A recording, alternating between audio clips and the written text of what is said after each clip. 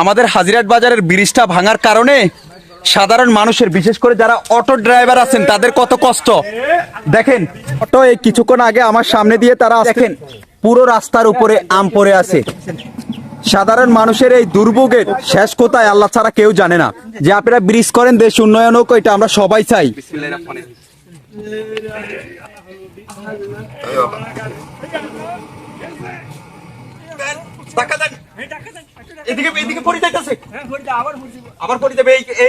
আমরা যেন বলছি সাধারণ মানুষের কত দুর্ভোগ হচ্ছে, আমরা মিথ্যা কথা বলি নাই ভাই। যেটা সত্য সেটাই বলবো, লালকে লাল বলবো, কালোকে কালো বলবো, সাদাকে সাদা বলবো। সকাল এখন পর্যন্ত 2 থেকে 3টা অটো পুরাতন যে ব্রিজটা ছিল ওখানে একটা পড়ছে। এখন এই দেখেন আম নিয়ে এই গাড়ি যাচ্ছে, আমের গাড়ি। একজন অটোর কি কোনো সময় হেল্পার থাকে না? অটোর হেল্পার থাকে?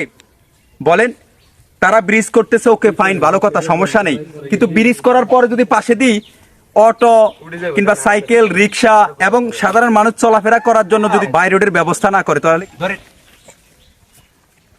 বাইক না, একটু এদিকে আসো মামা, এদিকে আসো। ধরো মামা, ধরো। আমরা ভিজিট করছি, টান টান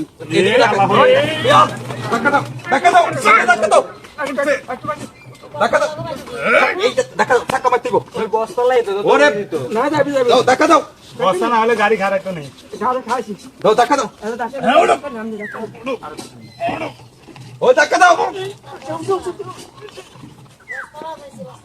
সাধারণ মানুষের কত দুর্ভোগ, কত কষ্ট দেখেন।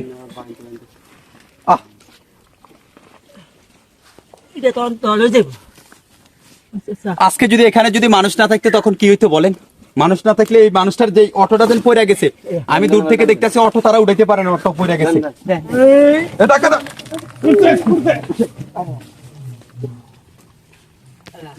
ওনার আমডিট উঠাই দেন।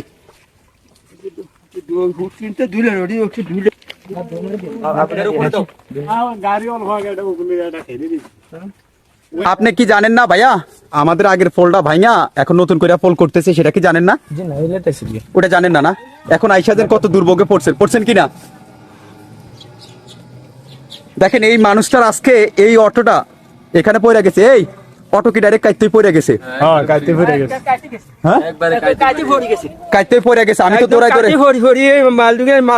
ওনারা আবার এখান থেকে সামনে দিয়ে যাই উঠে দিতে হইব। এই কষ্ট কেউ দেখবো না, আমরা সাধারণ মানুষের কষ্ট কেউ দেখবো না, এটা নিয়ে কেউ কথাও বলবো না।